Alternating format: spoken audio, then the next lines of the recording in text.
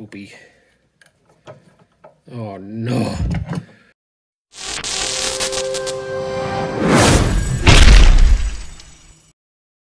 Hey, welcome back to my channel. I'm Ryan. This is Fuzzy Orange Makes.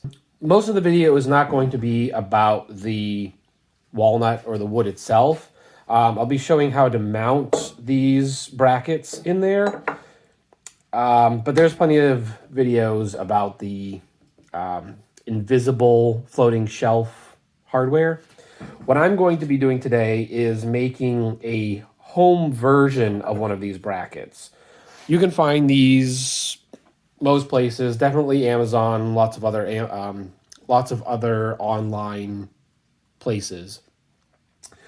And there's tutorials of people making these at home by welding the rod to the plate.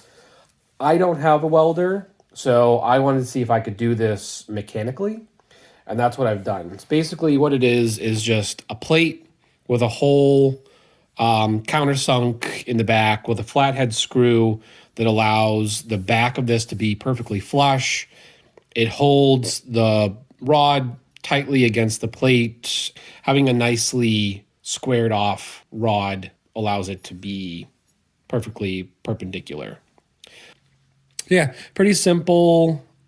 I haven't come across someone else that's shown this, so hopefully you can get some ideas from this to make your own. And this just screws onto the back here, and it makes a pretty nice tight fit. All right, let's get started.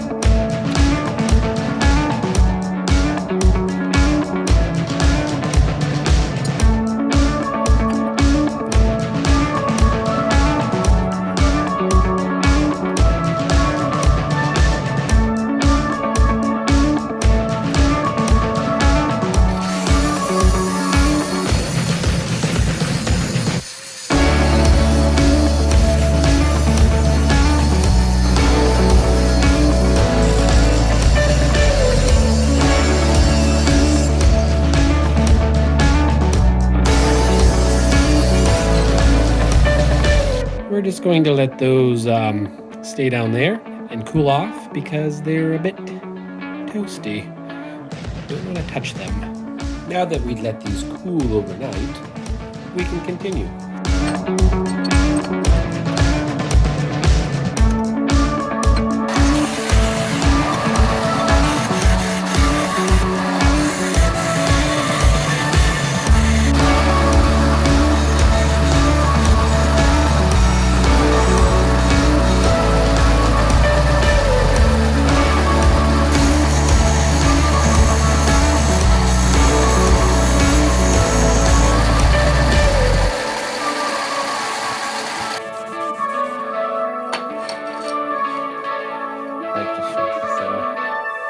Pretty, I guess. Oh, so pretty, oh, so pretty. Yeah, I really like how the ends of these came out. got this nice pattern. That worked out well. Yeah, so I beveled one end, and that'll be the end that is away from the plate, going into the wood. Hopefully the bevel just helps it not catch. The other side I've left flat, and I've ground it, I think, pretty perpendicular. And that'll be the side that we drill the hole into. So I'm going to set those aside for now. I'm going to work on the plates. I'm going to mark them, glue them. I need the center of them to be marked for purposes. And I'm going to do the corners the same as the other one. Round corners. Mark them. So, perfectly fine and straight. Oh, my thought is when I clean out, mortise out the back of the wood, if I have the rounded corners, I can find a Forstner bit. Whoa, the alcohol coming off of that, whatever it is. It is in here. Ethanol, butyl acetate, butanol, nitrocellulose. Industrial use only. Cool. Yeah, so I can find a Forstner bit to drill out the four corners and then just chisel out the straight lines between. That's my thought, at least. I haven't done it yet, so we'll find out.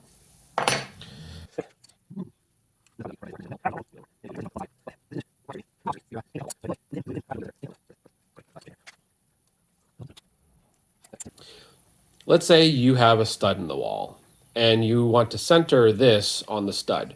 So the stud's behind here. You want both of these holes to hit the stud, hopefully.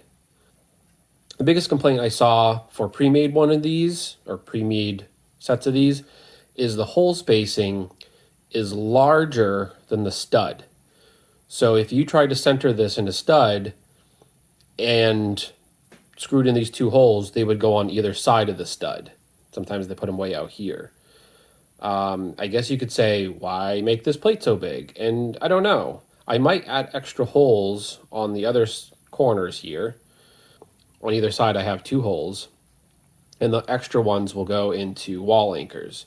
But at least the middle two will go into the stud because they are 1.25 inches apart from the center of this hole to the center of this hole. I think they're about 1.25 inches. So you're going to hit the edge of, but at least hit the stud if you can get it accurately in the center.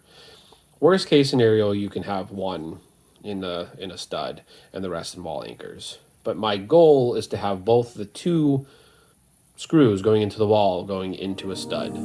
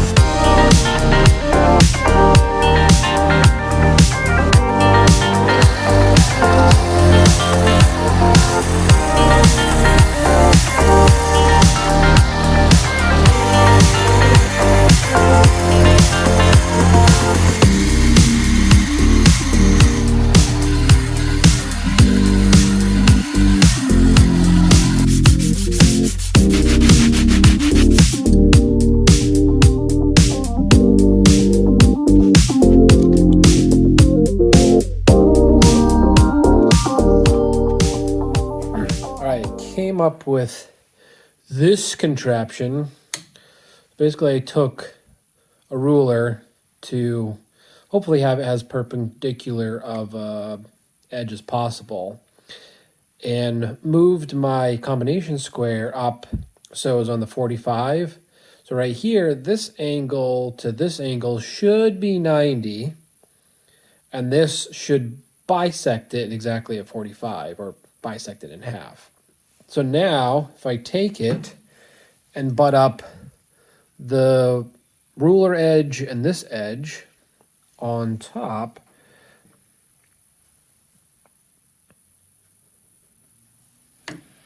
do that around a couple of times. Those do seem to conjoin.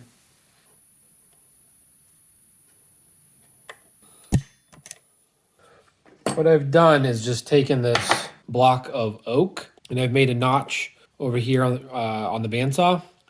So that'll hold it in a corner, so that'll keep it perpendicular. And what I did was just cut out a notch here that allows me to put a clamp here and press it into the corner of this notch. And then that's not going anywhere. It gives me also, well, the whole idea is I can't sit here at the drill press holding this perfectly perpendicular. So it gets a perpendicular, and it also gives me something to hold on to.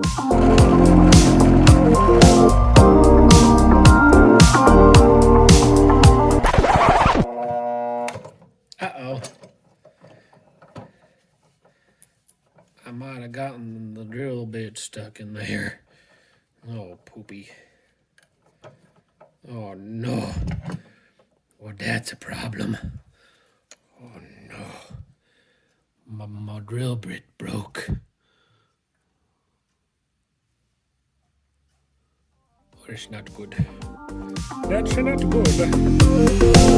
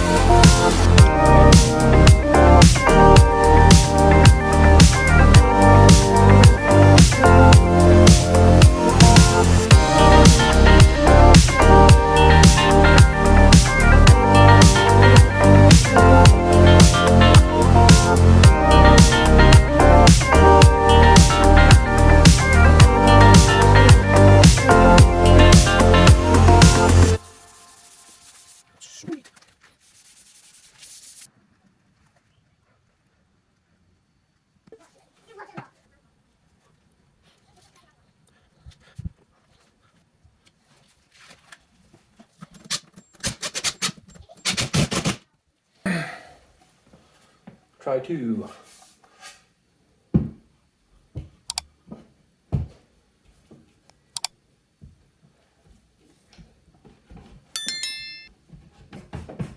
Oh, there we go.